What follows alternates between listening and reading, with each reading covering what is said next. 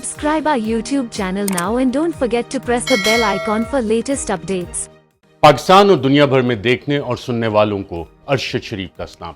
नाज़रीन, आज बात करेंगे होने वाली चंद डेवलपमेंट्स की, जिसमें इमरान खान ने आज प्रेस टॉक भी की, मीडिया से बातचीत की, कुछ सवालों के जवाब दिए, हुकूमती वज़रा की प्रेस कॉन्फ्रेंसेस भी हुई, जिससे ये पता लगा कि एक बैकडोर राब्ता तो है और हुकूमत भी इंगेज्ड है, इमरान खान साहब भी इंगेज्ड हैं। इमरान खान ने ARY न्यूज़ में खावर घुमन और चौधरी गुलाम हुसैन को जो इंटरव्यू दिया, उसमें ये बाकायदा कंफर्म किया कि कुछ बैकडोर राब्ते हैं, लेकिन उनसे अभी तक हासिल कुछ नहीं हुआ, वो कहीं जा नहीं रहे। और साथ साथ उन्होंने ये ऐलान भी किया कि लॉन्ग मार्च की कॉल इसी महीने दी जाएगी।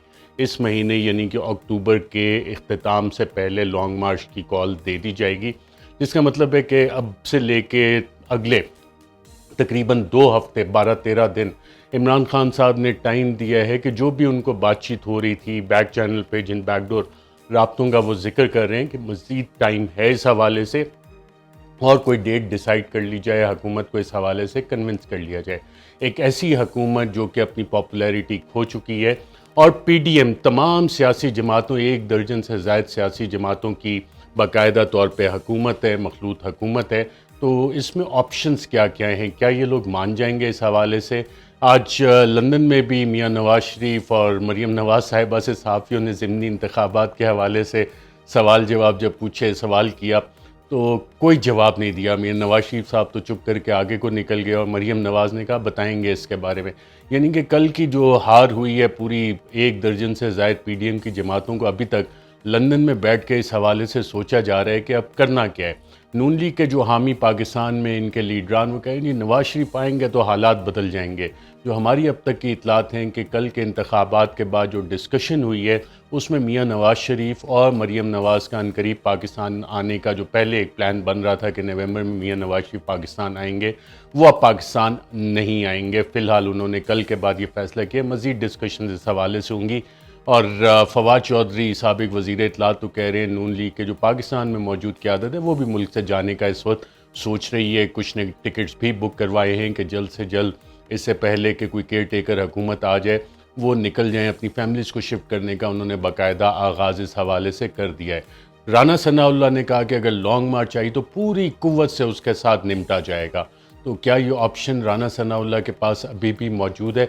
राना सनाउल्लाह का नाज़रीन ये वाला बयान बिल्कुल उसी तरह का है जो जुल्फ़िकार अली भुट्टो ने 1970-71 में, जो लार्जेस्ट मेजॉरिटी की सियासी जमात थी, उसको जब मैंडेट मिला अवामी लीग को, शेख मुजीब को, तो तब भी यही किया गया कि जो ईस्ट पाकिस्तान जाएगा उसकी टांगें तोड़ दी जाएंगी। जनरल टिक्का खान के टिक्का बोटी कर देंगे बाकायदा तौर पर। और जनरल याया जो उस वक्त चीफ मार्शल लॉ एडमिनिस्ट्रेटर भी थे, जिन्होंने जुल्फ़िकार अली भुट्टो के साथ मिल के लार्जेस्ट पॉपुलर पार्टी को ये मेजॉरिटी डिनाई की, वो अकलीम अख्तर, जिसको जनरल रानी भी कहा जाता है, उसके साथ मसरूफ़ थे। और ये चीज़ें नाज़रीन जो हमूदुर रहमान कमीशन रिपोर्ट है उसके जितने हिस्से डी क्लासीफाई, उसमें बाकायदा ये दर्ज है, मुख्तलिफ़ किताबों में ये चीज़ें दर्ज हैं कि किस तरह जनरल रानी के साथ मिल के उस वक्त मुल्क में जो जंग की एक हालत थी, जो हालात थे, तो वो जर्नैल उस वक्त के शबाब व कबाब में मसरूफ़ थे। जनरल रानी की सारी बातें चल रही थी और जो जनरल रानी थी वो सारी चीज़ें चला रही थी। और फिर हमने देखा कि इस मुल्क के साथ क्या हुआ जब पॉपुलर मैंडेट की रिस्पेक्ट नहीं की गई। नून लीग के पास ऑप्शन नाज़रीन इंतहाई कम है। नून लीग जो कि शहबाज शरीफ हों, बिल्कुल नहीं चाहेंगे कि इस वक्त वो इस्टेब्लिशमेंट के साथ एग्री कर जाए इन बैकडोर राब्तों में कि ना ठीक है हम इलेक्शन की डेट देते हो। जैसे इमरान खान ने इंटरव्यू में भी कहा, खावर घुमन और चौधरी गुलाम हुसैन, कि कल के ज़िमनी इंतखाबात देखने के बाद तो इनकी टांगें मज़ीद कांप रही हैं। तो ये वाली ऑप्शन अब नून लीग तो बिल्कुल भी इस पर अगर पहले तैयार भी थी तो कल के इंतखाबी नताइज देखने के बाद बिल्कुल भी तैयार नहीं होगी। साबिक सदर आसिफ जरदारी और बिलावल भुट्टो वो देख रहे हैं कि उनको ये नवीद सुना दी गई है कि अगले इलेक्शन में आपके साथ कुछ बेहतर होगा। तो वो इस हवाले से बैकडोर चैनल से जितने भी राब्ते हैं वो इस पे ना कमिट कर रहे हैं ना कुछ, क्योंकि ये सारी जब खिचड़ी पकी थी तो मेन इंस्टिगेट आसिफ अली जरदारी साहब ने किया था, शहबाज शरीफ साहब, इन सारों ने जितनी अपनी कमिटमेंट दी थी वो बिल्कुल कल के नताइज देखने के बाद बिल्कुल भी तैयार नहीं होंगे। और मौलाना फजल रहमान तो आपको पता ही है, वो कहते हैं कि जनाब हम तो फिर लॉन्ग मार्च ले आएंगे और जिस तरह से हम करेंगे कोई और नहीं कर सकता, तो वो धमकियां दे रहे हैं। तो पीडीएम की जमातें और एएनपी के साथ भी जो कुछ हुआ, मुत्तहिदा कौमी मूवमेंट के साथ जो कुछ हुआ, इनको अब अपनी सियासत के लाले पड़ गए। और अगर ये प्रोलॉन्ग कर लेते हैं, इसको थोड़ा लंबा खींच लेते हैं, तो ये समझ रहे हैं इसहाक डार ने इनको कुछ गोलियां, मीठी गोलियां दी हैं कि जनाब मैं मईशत बेहतर कर लूँगा और अगस्त तक अगर हम इसे खींच लें तो कुछ ना कुछ रिलीफ मिल जाएगा, कुछ इंटरनेशनल एड शायद मिल जाए हमें, तो हम कुछ हालात बेहतर कर लेंगे तो इलेक्शन तक जा सकते हैं। लेकिन पाकिस्तान पे जो ख़तरात नाज़रीन मंडला रहे हैं, जब तक सियासी स्टेबिलिटी नहीं आएगी, इलेक्शंस नहीं होंगे, माशी हालात बेहतर नहीं होंगे, इंटरनेशनल ट्रस्ट पाकिस्तान को नहीं मिलेगा। तो नून लीग, पीडीएम, सब की कोशिश होगी कि अगस्त तक इसको खींचा जाए और किसी सूरत भी वो अर्ली इलेक्शन देने के लिए इमरान खान साहब को तैयार नहीं होंगे। जितने भी बैकडोर राब्ते अभी तक चल रहे हैं उसमें ये सूरत हाल इमर्ज कर रही है कि कोई एग्रीमेंट नहीं सामने आ रहा। दूसरा एक बड़ा प्लेयर इस्टेब्लिशमेंट, जिसके साथ बैकडोर राब्ते चल रहे हैं, जिसका इमरान खान साहब ने कहा, वो इस्टेब्लिशमेंट क्या इमरान खान को जल्दी इलेक्शन देने के लिए रजामंद हो जाएगी? वो इस्टेब्लिशमेंट जिसने 20 मई को जब इमरान खान लॉन्ग मार्च लेके इस्लामाबाद आना चाह रहे थे तो उस वक्त मैसेज दिया कि नहीं इसको 1-2 दिन डिले कर दो, और फिर जब 25 मई को आए तो 25 मई को जो हाल किया, जो जुल्म व बर्बरियत की दास्तानें रकम हुई, वो तैयारी की गई थी, वो टाइम गेन किया गया था, वो भी शायद अब टाइम ही गेन कर रहे हैं। और पीछे जो बैकग्राउंड में जितनी चीज़ें चल रही हैं कि तोशा खाना का केस चल दो, ऑडियो वीडियो कर दो, इमरान खान की क्रेडिबिलिटी को हर्ट करो, एफआईए से फॉरेन फंडिंग का केस करो, चेक करो कि पीटीआई इतने बड़े बड़े जलसे करती है, पैसे कौन दे रहा है, जो पैसे दे रहा है उसे उठा लो और उन पर तशद्दुद करो, उन्हें मना करो कि पीटीआई की फाइनेंसिंग ना करे। वो इस्टेब्लिशमेंट जो कि पीडीएम के साथ एग्रीमेंट करके इमरान खान को बाकायदा डोनाल्ड लू के मरासला जब आया, अमेरिका से जब मैसेजिंग आ रही थी, उसके साथ मिलके इमरान खान की हुकूमत को इन्होंने बर्खास्त किया, वो इस्टेब्लिशमेंट क्या इमरान खान के लिए रास्ता हमवार करेगी? मुश्किल लगता है, क्योंकि अपने ज़ाती मफादात चंद लोगों के हैं और इसमें जो चंद हैंडलर, चंद साज़िशी, चंद सहूलतकार मुलव्विस है, वो बिल्कुल भी ये चीज़ नहीं चाहेंगे कि इमरान खान को इस हवाले से कोई रास्ता दिया जाए। वो पूरी कोशिश करेंगे कि मैक्सिमम टाइम गेन किया जाए। और ऑलरेडी इस्लामाबाद में ठंड शुरू हो चुकी है, सर्दियां शुरू हो चुकी हैं, और लोग अगर आते भी हैं, जो भी स्ट्रैटेजी बन रही है, तो सर्दियों में जितना भी डिले होता जाएगा लॉन्ग मार्च, वो इन सब के लिए ज़्यादा बेहतर है कि उसे सस्टेन करना मुश्किल हो जाएगा। कि रात को इस्लामाबाद की सर्दी में अगर इस्लामाबाद का लॉकडाउन बाहर से भी ये लोग करते हैं, जो भी स्ट्रैटेजी इस हवाले से, वो सस्टेन करना काफ़ी मुश्किल हो जाएगा over a long period of time Imran Khan के लिए। तो ये इस्टेब्लिशमेंट प्लस पीडीएम इस हवाले से ये अपनी स्ट्रैटेजी बना के बैठी है। अपनी जितने भी इन्होंने plan A, plan B, plan C बनाए, वो उसके मुताबिक काम कर रहे हैं। और इमरान खान साहब को बैकडोर चैनल के ज़रिए इंगेज किया जा रहा है। जो इमरान खान की करीबी टीम के जो लोग बैक चैनल में इंगेज कर रहे हैं, उन्हें बिल्कुल गोलियां दी जा रही हैं, ट्रक की बत्ती के पीछे लगाया जा रहा है कि ये वाली चीज़ें। अब इमरान खान साहब के लिए क्या ऑप्शन है नाज़रीन? इमरान खान के लिए वाहिद एक ऑप्शन ये है कि वो किसी ना किसी तरह से इलेक्शंस फोर्स करें इस गवर्नमेंट पे। एक तो तरीका होता है कि कोई आराम से मान जाए, 17 जुलाई के जो इंतखाबात के रिजल्ट्स आए उससे ही पता लग जाना चाहिए था कि रिजीम चेंज ऑपरेशन फेल हो गया है, लोगों ने उसे मुस्तरद कर दिया है। उसके बाद कराची का जो रिज़ल्ट आया बाई इलेक्शन का, वो सामने था। और फिर 16 अक्टूबर के इंतखाबात, ये तो पूरा रेफरेंडम हो गया कि रिजीम चेंज ऑपरेशन मुस्तरद, ऑडियो वीडियो लीक्स मुस्तरद, तोशा खाना रेफरेंस मुस्तरद, एफआईए फॉरेन फंडिंग केस मुस्तरद। और लोगों ने ये पता होने के बावजूद कि इमरान खान ने असम्बली में नहीं जाना, वो इस्तीफ़ा देंगे, उन्होंने इमरान खान को वोट इतनी ओवरवेलमिंग मेजॉरिटी, 2/3 मेजॉरिटी से दिया ही इसलिए है कि इंतखाबात चाहिए। जो इमरान खान जो नारा लेके गए थे, वो असम्बली में आने के लिए नहीं लेके गए थे, वो इसीलिए कि इंतखाबात चाहिए। तो आवाम ने 2/3 मेजॉरिटी से कहा है, ये मैसेज दिया है कि इंतखाबात चाहिए। इमरान खान के पास वाहिद रास्ता यही छोड़ा जा रहा है कि जनाब आप लॉन्ग मार्च लेके आए। लेकिन लॉन्ग मार्च के साथ साथ आगे कुछ कॉन्सिक्वेंसेस भी हैं उसके, कि लॉन्ग मार्च अगर फेल हो गया तो क्या हुआ? क्योंकि ये हुकूमत और इसके चंद हैंडलर, चंद सहूलतकार चाह रहे हैं कि इसे अगस्त तक खींचा जाए, तो फिर क्या होगा? इमरान खान की गिरफ्तारी ऑलरेडी प्लान की हुई है। इमरान खान खुद कई दफ़ा जिक्र कर चुके हैं कि मुझे जान से मारने की भी इन्होंने प्लानिंग की हुई है, और इस हवाले से काफ़ी कार्रवाइयाँ भी की गई। और ये वो प्ले बुक है जो मुख्तलिफ ममालिक में जो रिजीम चेंज की जाती थी, टिपिकल टेक्स्ट बुक स्टाइल, एक एक चीज़ उसके मुताबिक है कि इमरान खान को एंटी आर्मी पोर्ट्रे करो, एंटी इस्लाम पोर्ट्रे करो, वो सारी चीज़ें उसी तरह ही, इनके लोगों को उठा लो, बंद कर लो टॉप लीडरशिप को। और ये सारी कार्रवाइयाँ हो रही हैं कि अगर लॉन्ग मार्च का ऐलान आता है तो उससे पहले ऑलरेडी पीटीआई के चंद सीनियर रहनुमाओं की सर्विलेंस शुरू हो गई है, उनकी मूवमेंट्स पर नज़र रखी जा रही है, उनके सुना जा रहा है कि कौन किससे क्या बात कर रहा है और प्लानिंग इस हवाले से क्या हो रही है और उसको उठा लेना है और पूरी कुव्वत के साथ इसको कुचलना है। लेकिन इसके कॉन्सिक्वेंसेस क्या होंगे? इसके कॉन्सिक्वेंसेस मुल्क में इंतशार होगा।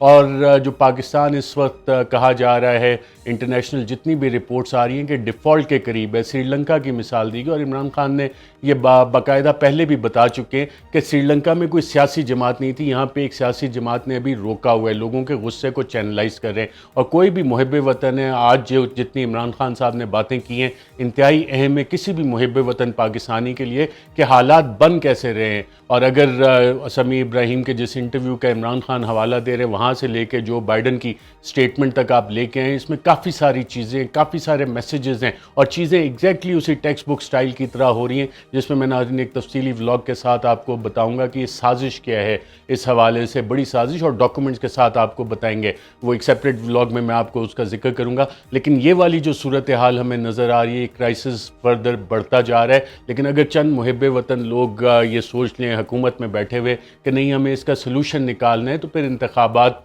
की तरफ जाना चाहिए और इंतखाबात के बाद एक स्टेबल हुकूमत आए जो कि मुल्क के फैसले करे। जो एक और बात नाज़रीन आज जो प्रेस कॉन्फ्रेंस में भी और इंटरव्यू में भी इमरान खान ने की, वो सेनेटर आज़म सवाती, उन पे जो बेईमाना तशद्दुद हुआ, जो गैर इंसानी सलूक हुआ, उस हवाले से उन्होंने अपनी स्ट्रेटजी बताई है कि वो सुप्रीम कोर्ट ऑफ पाकिस्तान को भी अप्रोच करेंगे।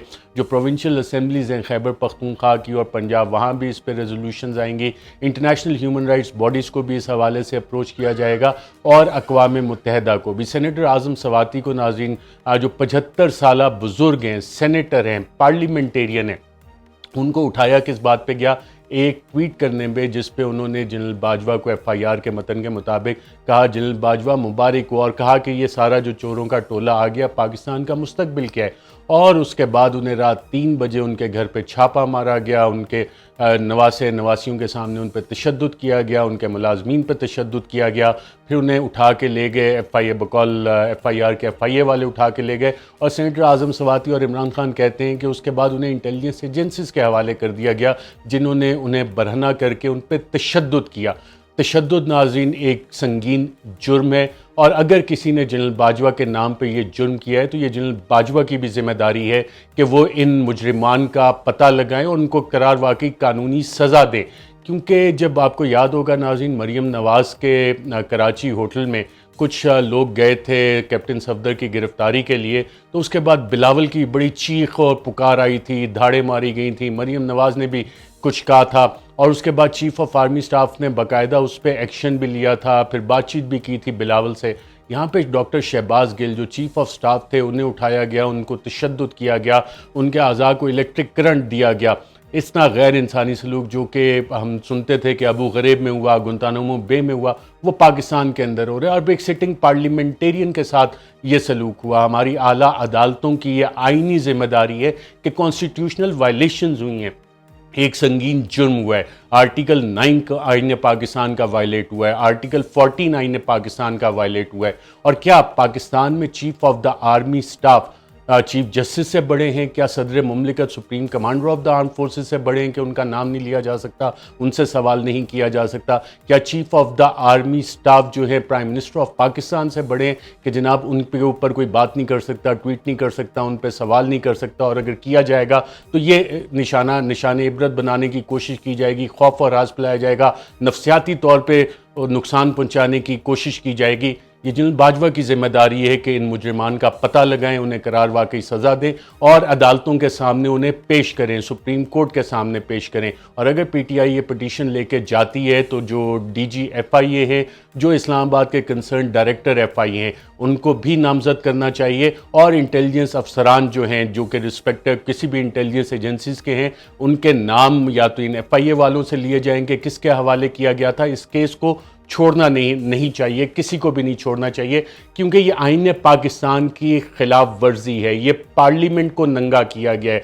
कि कोई भी पार्लियामेंटेरियन जो कि पाकिस्तान के अवाम की रिप्रेजेंटेशन करता है ईवान बाला में, ये उनके साथ किया गया। ऑब्जेक्टिव रेजोल्यूशन में बताया गया है कि पाकिस्तान में जो आइन बनता है वो अवाम की मंशा से बनता है। आइन पाकिस्तान के प्रीएम्बल में ये चीज़ दी गई है कि तमाम इदारे पाकिस्तान की लोगों की मर्जी से बनते हैं, तमाम इदारे कानून के ताबे हैं, कोई कानून से बालातर नहीं है। और ये वो केस है नाज़रीन जिसमें मिसाल बनानी चाहिए, ताकि पाकिस्तान में जो कस्टोडियल टॉर्चर का एक सिलसिला शुरू हुआ जिसमें जमील फारूकी को बरहना करके तशद्दुद किया गया, डॉक्टर शहबाज गिल को किया गया, और इसके बाद अब एक सिटिंग पार्लियामेंटेरियन सेनेटर आजम सवाती को किया गया, इन चीज़ों का सदेबाब होना चाहिए और इसमें जो भी मुजरिमान है उन्हें करार वाकई सज़ा देनी चाहिए। अगर जनरल बाजवा इस पर एक्शन नहीं लेते तो ये वो केस है जो कि इनको तमाम उम्र हॉन्ट करेगा, चाहे वो chief of the army staff रहें या ना रहें।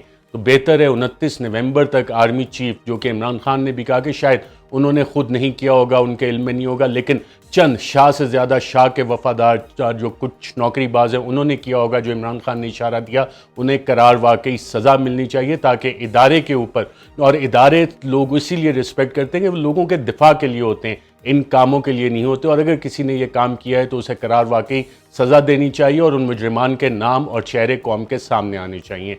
नाज़रीन, अपना बहुत बहुत ख्याल रखिएगा, मुझे दीजिए इजाज़त, अल्लाह हाफ़िज़। Subscribe our YouTube channel now and don't forget to press the bell icon for latest updates.